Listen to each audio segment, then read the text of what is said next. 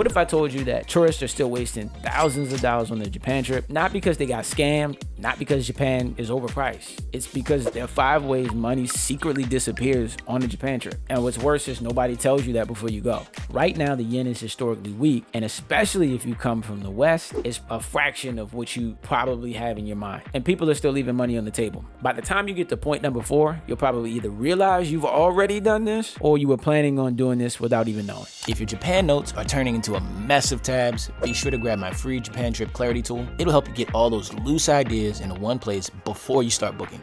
Links in the description. So here's a math question for you. If you're spending 12 to 16 hours out every day exploring, how much does it actually matter what your hotel is? I think most people don't think about that enough. They just book a hotel in the heart of Asakusa. They stay as close to Shinjuku Station as humanly possible. They want to stay with the geisha in Kyoto because those are names they recognize. But sometimes you don't realize what you're actually paying for. Sometimes you're paying double or more to sleep in a room that's usually smaller, and you're probably going to be surrounded by a bunch of other tourists in a neighborhood that will feel probably pretty touristy. So what do? How do you have a unique Japan experience, but also save some money? The key here is to stay in more residential neighborhoods. And I think the difference isn't just the cost. Japan has a lot of character in those neighborhoods, and you have an opportunity to create cool stories and that you can tell when you get back home, whether it's going to a coffee shop where the same guy's been sitting every morning for 30 years, or you find a ramen shop with 0 English on the menu where the owner's like,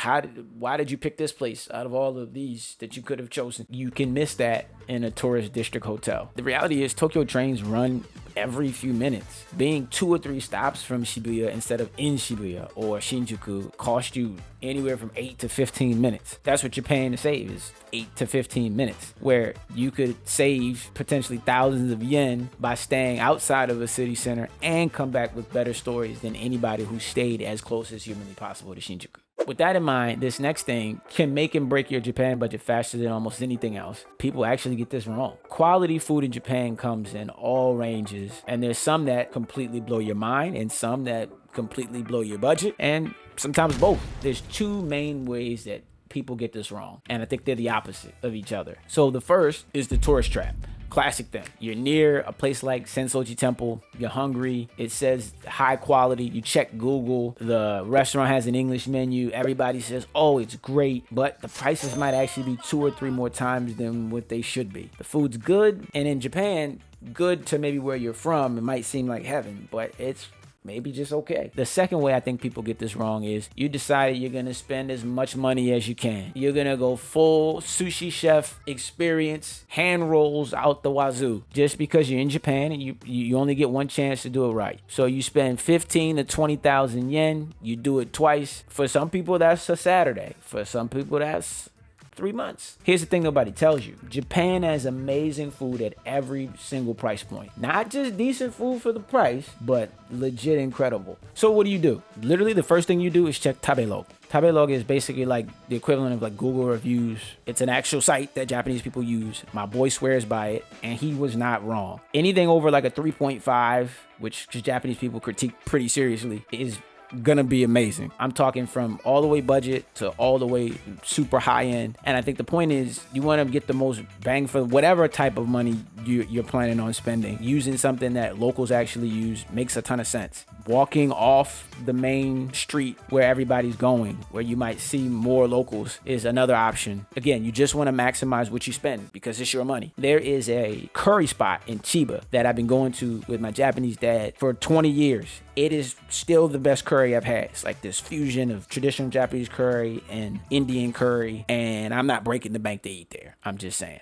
So this point does also steal money from you, and it's going to sting a little for some of you because a lot of people plan their trip around this idea. A lot of people who come to Japan plan their trip around cherry blossom season, fall colors. I've mentioned this in another video. If you haven't seen it, check that out. And I get it. It's the way Japan has looked in every photo of Japan you've probably ever seen. But here's what that's actually costing you. Hotels in Tokyo during cherry blossom week can run 2 to 3 times more than what they're going to cost a month later, or in Kyoto. Also, flights to where you're coming from could easily be that as well. The premium that you're paying could really cost you before you even got into the country and eaten or done anything. You get A lot of crowds if you don't know what you're doing at every spot that you wanted to see. Lines, because again, Japanese people will line up. And a lot of the views that you came for are full of other people trying to take those same pictures. So if you have some flexibility on timing, real quick, May into early June is one of the underrated seasons. Weather's good, less tourists, prices drop. September's another good time. If you're locked into those peak season because of school schedules or work or whatever, go early, take advantage of that, go in the evening, but that's a separate conversation. So what do? The point is simple. Timing is everything. Factor in timing when you're planning on going to Japan, and it could save you money and give you the ability to create even more experiences that people would want to hear about when you get home.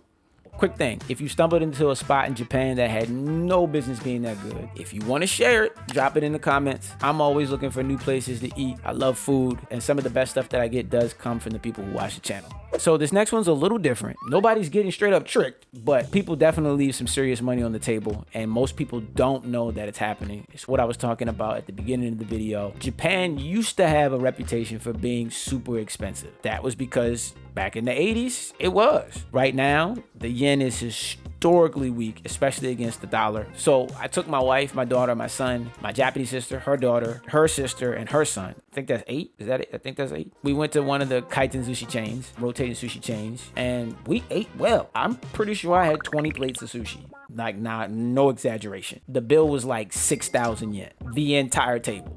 That meal back in the US for 8 people, I don't even want to think about what it would have cost. And what I would have had was probably not better than what I had there. It feels like everything's 30% off. That's not luck. That's just the exchange rate working for you. I can give you an example of how I think people don't think about this seriously or don't know to think about this. If you're exchanging cash at the airport desk or hotel, you're not getting a great rate. ATMs, 7-Eleven give you a better rate. And if a card reader asks you once you want to pay in dollars or yen, always pick yen. The conversion that they're trying to give you is not in your favor. The yen might not be this weak for forever, but again, right now Japan is one of the best value destinations in the world. People are shocked at how much the quality of things in Japan and the price that you're paying for them, and even high-end experiences. So imagine this. You've saved up, you've planned, and you've been looking forward to this thing on your Japan trip for a month. Then the worst thing in the world happens. You get there and there's a sign,